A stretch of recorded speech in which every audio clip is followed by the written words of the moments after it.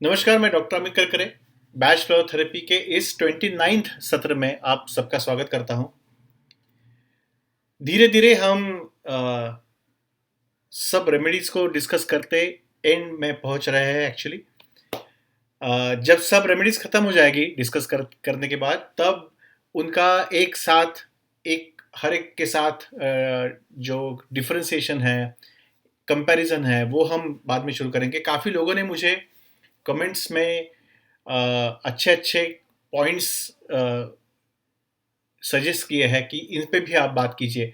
तो थोड़ा सा पहले सब रेमेडीज हम पहले ख़त्म करें। थोड़ा सा रैशनल थिंकिंग के बारे में भी हमें ज़्यादा विस्तृत में जानकारी हमें लेनी है। लेकिन पहले सब रेमेडीज पहले हम ख़त्म करें।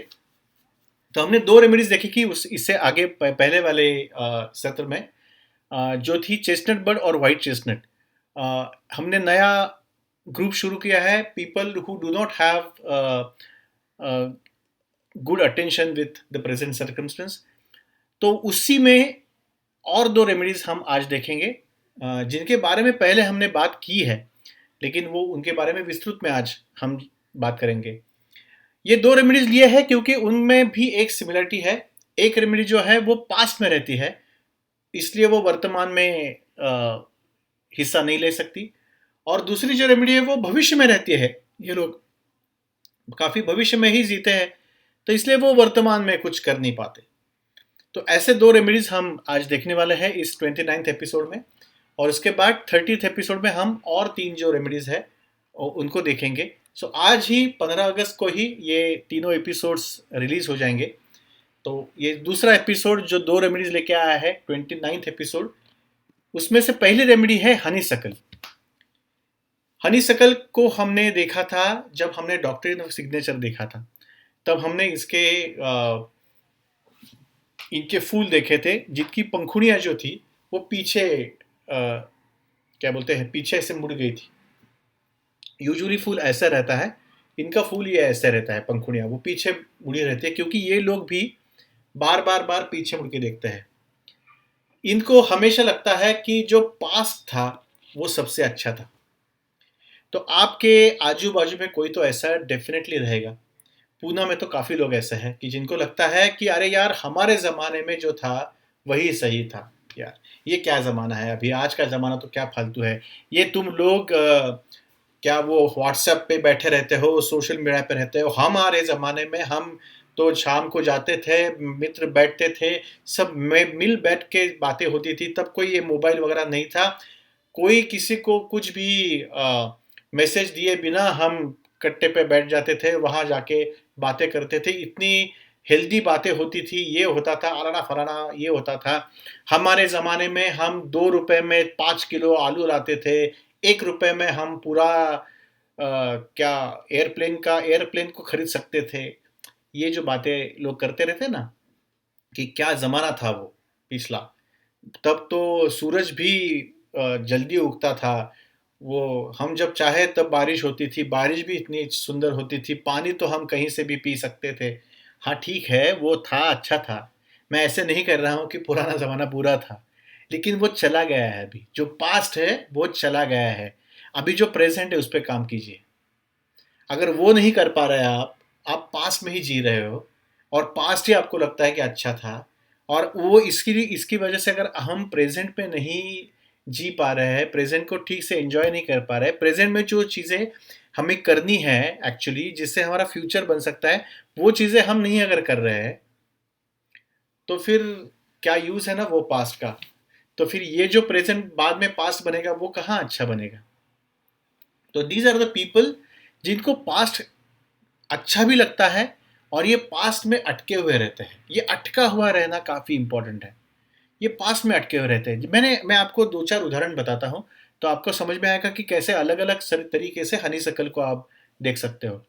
आपने कुछ एक्टर्स देखे रहेंगे या फिर कुछ सिंगर्स देखे रहेंगे कि जो पिछले सदी में काफ़ी पॉपुलर थे, और उनको अब अगर लाया जाता है, तो वो उसी प्रकार की एक्टिंग, तो उस टाइम में वो उस प्रकार की एक्टिंग काफ़ी पॉपुलर थी, लेकिन अब थोड़ा सा अलग स्टाइल हो गई है गाने की, एक्टिंग की।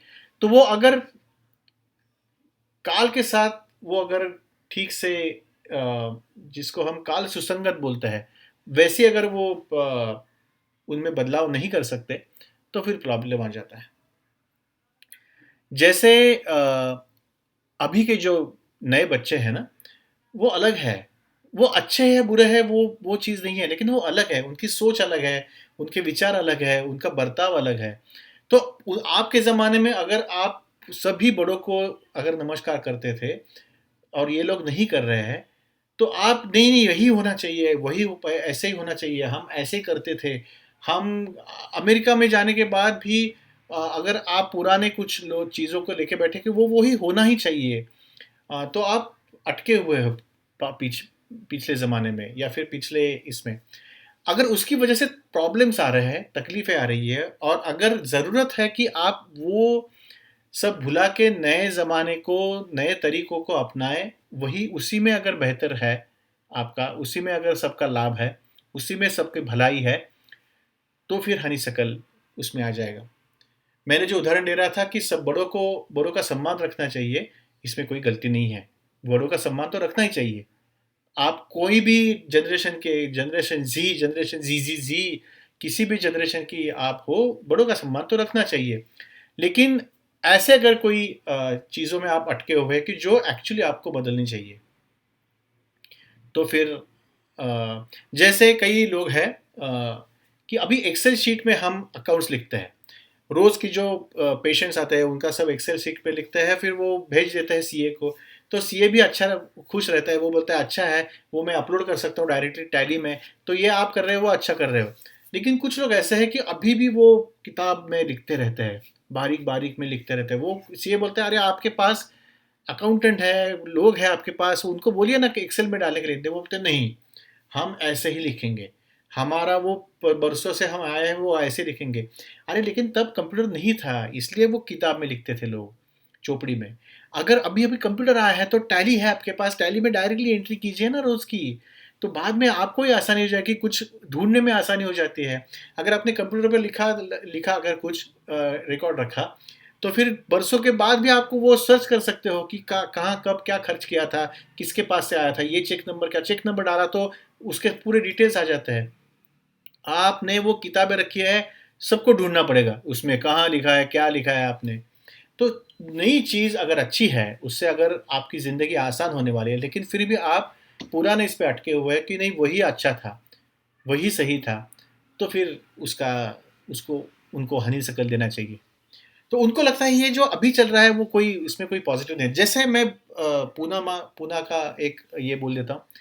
लोग बोलते थे यहाँ पे इतने पेड़ थे, ये जो रास्ता बनाया है हाईवे, इतना पेड़ों से घिरा था, यहाँ वहाँ ये इतने पेड़ थे, और अभी सब पेड़ चले गए। हाँ, यहाँ पूरा काट दिया पेड़ और बड़ा रास्ता कर दिया। लेकिन इसकी वजह से आप जल्दी जा रहे हो ना, अभी इतना ट्रैफिक भी बढ़ गया है, लोग बढ़ गए, आपके पूना में इतने लोग आए हैं, तो ट्रैफिक के लिए तो रास्ते पेड़ काट के अभी रास्ते बनाने पड़ेंगे। लोगों को तो हम नहीं रोक सकते ना पूना में आने के लिए, क्योंकि आईटी इंडस्ट्री पूना में है, एजुकेशनल इंडस्ट्री पूना में है। तो लोग आएंगे तो रास्ते बनाने पड़ेंगे, घर बनाने पड़ेंगे, उसके लिए तो कुछ ना कुछ तो काटना पड़ेगा। मेरा ये कहना रहता है लोगों को, अभी जो पेड़ पौधे हैं ना आपके आजू बाजू में, उनको तो एंजॉय कीजिए, क्योंकि 10 साल के बाद ये भी नहीं रहेंगे। तो जब तक ये है तब तक उनकी छाँव में बैठिए, उनका आनंद लीजिए। अगर हम पूना में, वो हमारी पर्वती नाम की एक हिल है, उस पे गए तो दिखता है कि पूना काफ़ी ग्रीन है अभी भी। आपने ड्रोन से अगर शूटिंग लिया पूना का तो काफ़ी ग्रीन है अभी भी। तो अभी जो है उसको एंजॉय कीजिए। पहले अच्छा था मालूम है, लेकिन अभी भी अच्छा है, क्योंकि ये भी नहीं रहेगा बाद में। मेरी बेटी बड़ी हो गई तो पहले कैसे बोलती थी, ये करती थी, अरे लेकिन अभी भी वो बेटी है, आपके घर में है, बाद में वो कहीं दूसरे देश चली जाएगी, दूसरे घर चली जाएगी, तो अभी है तो एंजॉय कीजिए। वो पहले इतनी अच्छी थी, कैसे ये करती थी, उसमें मत अटकिए। प्रेजेंट में रहिए, प्रेजेंट का आनंद लीजिए। पुराना अच्छा था, अच्छा ही होने वाला है। तब हवा अच्छी थी, पानी अच्छा था, लोग अच्छे थे। रामायण के वक्त तो सब लोग काफी नीतिमत्ता से रहते थे। अभी नीतिमत्ता पूरी चली गई, महाभारत से शुरू हुआ वो सब नीतिमत्ता, यहाँ वहाँ हो गई लोगों की। अरे लेकिन रामायण है क्या, अभी चालू नहीं है ना। तो तब अच्छा था तो अभी नहीं है, तो कैसे हो गया यार। तो अगर आपको वहां से यहाँ आना है तो हनी से कर लेना पड़ेगा। तो ये लोग वो है जो पिछले ज़माने में, पिछले बातों में अटके हुए रहते हैं। ये ग्लोरीफाई करते हैं पास्ट को, ये कई बार रिग्रेट भी करते हैं पास्ट को, कि ये ऐसा नहीं होना चाहिए था, वो नहीं होना चाहिए था। लोग भूल जाते हैं पुरानी चीज़ें, लेकिन ये भूलते नहीं हैं और पुरानी चीज़ों में अटके हुए रहते हैं। आइदर नेगेटिवली भी अटके हुए रहते हैं, पॉजिटिवली भी अटके हुए रहते हैं। सो दे क्लिंग टू द पास्ट। तो अगर आपको किसी को भी देख के ऐसा लगे ना कि यार यार ये कितना पुराने ज़माने में अटका हुआ है, इसको अभी, अरे यार आज में जी लो ना आप, ऐसे जिसके बारे में आपको लगता है ना, उनको ये हनी शकल दे दीजिए। सो ये होम सिकनेस भी उसी का उदाहरण है। होम सिक हम कब हो जाता है, जब हम वही पुराने घर में अटके हुए रहते हैं। मैंने इंडिया में कुछ कुछ कंप्यूटर सीख लिया, मैं यूएस में चला गया, वहाँ अच्छी नौकरी है, लेकिन मैं मुझे लगता है यार वो पूना का वो, या फिर अभी इंदौर के हमारे जोशी जी है, तो इंदौर के वो बोलते अरे यार वो सराफा गली क्या थी, उसमें क्या वो कचौरी मिलती थी, अरे यार वो अभी यूएस में नहीं मिलता है। हाँ, यूएस में नहीं मिलेगी ना कचौरी, क्योंकि इंदौर में ही तो है वो, वही की तो खासियत है कचौरी और ये सब चीज़ों की। तो वो वहाँ कैसे मिलेगी, लेकिन अगर हम वहीं पे अटके हुए हैं कि यार ये यही नहीं मिल रहा है, तो यहाँ क्या यार बोर लगता है, कचौरी नहीं है यहाँ पे, ये नहीं है, पूना का बोलते हैं बाकरवड़ी नहीं है चितले की यूएस में, तो अटके हुए वहीं रहे हैं हम। उसको छोड़ के अगर यूएस आ सकते हैं, तो यूएस में जो है उसका हम आनंद ले सकते हैं। यूएस में जो है उसका उसको सीख के हम कुछ नया वर्तमान या फिर नया भविष्य बना सकते हैं। सो अगर अटके हुए हैं और उसकी वजह से तकलीफ हो रही है, तो ये दवाई है। तो it unties you from the past. इसका और एक यूज मैंने देखा है मेरे प्रैक्टिस में। आपके कोई पुराने दोस्त रहते हैं और वो 10-15 साल के बाद आपको फिर से मिलते हैं। कई बार अभी तो हम मेडिकल कॉलेज में सीखते थे, अभी तो 20-25 साल हो गए, उसके बाद फिर से अगर किसी के साथ फिर से ये बढ़ गया, संपर्क बढ़ गया, तो हमें पुरानी चीज़ें याद आती है कि अरे यार ये ऐसे बिहेव करता था, वो वैसे बिहेव करता था। और उसकी वजह से अगर हम प्रेजेंट में ठीक से उनके साथ ठीक से बात नहीं कर पाते, तो हमें हनीशकल लेना पड़ेगा, क्योंकि 20-25 साल में वो भी बदला हुआ है, हम भी बदले हुए हैं। हम अगर उसका 20-25 साल पहले वाला अनुभव पकड़ के बैठे हैं और उसी से उसको जज कर रहे हैं, तो ये भी एक हनीशकल है और काफ़ी उसका यूज होता है। सो हनीशकल का यूज़ अगर हम किसी के बारे में हमारा जो ओपिनियन है, जो पास्ट पे निर्भर है, पास्ट पे क्या बोलते हैं इन्फ्लुएंस्ड है, उस पास्ट के ओपिनियन पे अगर हम आज ठीक से उनसे संपर्क नहीं कर पा रहे हैं, तो भी वो पास्ट भूलने के लिए, उसको अनटाई करने के लिए हनीशकल का यूज होता है। तो ये था हनीशकल जो पास्ट में रहता है। और दूसरा रेमेडी है क्लेमेटिस, जो फ्यूचर में रहता है। इसको पास्ट से कुछ नहीं पड़ी है, ये वो शेख चिल्ली है जो इनको डे ड्रीमर है, वो एयर कैसेल्स बनाते हैं। आपने जैसे यूट्यूब पे हमने वीडियो डालना शुरू कर दिया, तो अगर मैं क्लेमेटिस रहता, तो फिर मेरा विचार ऐसे रहता, अभी मैं यूट्यूब पे फ्लावर रेमेडीज के वीडियोस डालूंगा, उस पर तो मुझे हर वीडियो पे हजार हजार व्यूज़ मिल जाएंगे, मिलते तो है 300, हजार तो हो नहीं पाते, लेकिन फिर भी मेरे हजार नहीं, मेरे तो लाखों व्यूज़ हो जाएंगे, तो फिर तो मेरा मुझे वो बटन मिल जाएगा, फिर तो मैं गाड़ी ले लूँगा, फिर तो मेरा कोई ऑटोग्राफ ले लेंगे। यही चीज़ें मन में शुरू करने से पहले, धंधा शुरू करने से पहले, वो धंधा कैसे प्रॉफिट में जाएगा, उस प्रॉफिट से मैं क्या क्या खरीदूंगा, इसका ही प्लानिंग ज़्यादा, धंधे का प्लानिंग नहीं। धंधे से जो प्रॉफिट आएगा उसको कैसे खर्च करूंगा, इसका ही प्लानिंग ज़्यादा अगर आप कर रहे हो तो आप प्रेजेंट में रियलिटी में कुछ नहीं एक्शन ले रहे हो, आप फ्यूचर में जी रहे हो, और फ्यूचर की वजह से आप प्रेजेंट में कुछ नहीं कर रहे हो। ये क्लेमेटिस लोग हैं, ये सिर्फ सिर्फ सपने देखते रहते हैं। लेकिन हमें अगर सपनों को प्रत्यक्ष रूप में लाना है, उनको अगर रियलिटी में कन्वर्ट करना है, तो हमें अभी एक्शन लेना पड़ेगा। हमें नींद से जागना पड़ेगा, और उस जागरूक अवस्था में हमें अगर काम करें, हम इम्प्लीमेंट करें, उस पर एक्शन ले लें उन प्लान्स पे, तो ही वो सपने हम प्रत्यक्ष में ला सकते हैं, हम उनको साकार कर सकते हैं। तो ये लोग फैंटेसी में रहते हैं और वो एस्केप भी करते हैं फैंटेसी में, एकदम उनको अच्छा लगता है वहाँ जाना। जैसे उनको अगर किसी ने बोल दिया कि अगर कुछ तकलीफें हो गई, तो भी जैसे कोई उन पे कर्जा हो गया है, काफ़ी कर्जे में वो डूब गए हैं, तो तभी भी ये कुछ उस पे काम नहीं करेंगे कि वो कर्जे से कैसे बाहर आ सकता है, या फिर क्या करे तो वो कर्जा फिर हम वापिस कर सकते हैं। ये उसी में रहेंगे कि नहीं नहीं, कोई तो आएगा। फिर मुझे लगता है कि शायद वो जो मेरे चाचा जी हैं, वो शायद मुझे उनको पता जब चलेगा तो वो शायद वो कर देंगे। या फिर कोई तो फ्रेंड अचानक से आ जाएगा। मुझे ये है कि भगवान किसी का ना किसी को तो भेज देगा। अरे यार, ये एयर कैसल्स है, भगवान भेज भी देगा, लेकिन भगवान उनकी मदद करता है जो खुद की मदद करता है। तो ऐसे कैसे कोई हवा से आ जाएगा आपको मदद करने के लिए? आपको तो कोई भी तकलीफ में भी, कोई भी प्रॉब्लम में भी ये अचानक से एस्केप हो जाते हैं फैंटेसी में, और उनको लगता है कहीं ना कहीं से तो हवा से कुछ ना कुछ आ जाएगा। इसीलिए ये अनफोकस्ड रहता है, ये इनअटेंटिव रहता है, क्योंकि वो भविष्य में रहते हैं, उनको भविष्य में जीना पसंद है। ये वो लोग हैं जो काफ़ी सपने देखते हैं, लेकिन उन सपनों को रियलिटी में कन्वर्ट करने की उनमें क्षमता नहीं रहती, क्योंकि वो क्लेमैटिस है। अगर आपने उनको क्लेमैटिस दे दी तो उनको रियलिटी चेक आ जाता है। जो खुद के बारे में जिनका भ्रम है कि मैं हम काफ़ी बड़े हैं, काफ़ी ये है, ये सुपीरियरिटी से अलग है। जो वाटर वॉलेट था वो सुपीरियर था, उनको लगता है हम सुपीरियर है। लेकिन अगर जैसे मैं अगर मेरा ही उदाहरण दे दूं, मैं अगर क्लेमेटिस रहता तो मुझको लगता है ये मेरा जो वीडियो, ये जो मेरा चैनल है वो सबसे बड़ा, एकदम सबसे पॉपुलर चैनल है। सबसे पॉपुलर नहीं है, मेरे से काफ़ी अच्छे लोग हैं यहाँ पे। तो ये रियलिटी चेक मुझे है। तो मैं देखता रहता हूँ लोगों को कि वो क्या करते रहते हैं। अगर मैं क्लेमेटिस में गया तो मुझे ऐसे लगा कि नहीं, अच्छा ही चल रहा है मेरा, वो एक फैंटेसी में रहूँगा मैं। नहीं नहीं, काफ़ी अच्छा चल रहा है, मैं मेरे वीडियो एकदम लोग शेयर करते हैं, ये करते हैं, वो करते हैं।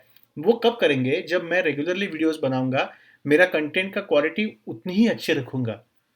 लेकिन मेरे पहले 2 वीडियो लोगों ने शेयर कर दिए, इसलिए मैं ऐसे ही कुछ भी करता रहा, तो वो नहीं करेंगे। काफ़ी लोग, मैं आपको उदाहरण दे देता हूँ, काफ़ी लोग ऐसे हैं जिनका पहले ही मूवी हिट गई तो वो एक क्लेमेटिस में चले गया कि हाँ अभी तो मैं स्टार बन गया, और नेक्स्ट मूवीज़ में वो उन्होंने अच्छा प्रदर्शन नहीं किया, उन्होंने अच्छा परफॉर्मेंस नहीं दिया, और वो बिल्कुल इंडस्ट्री से बाहर हो गए। क्यों? क्योंकि वो फैंटेसी में रहे कि अभी तो सब अच्छा ही चल रहा है।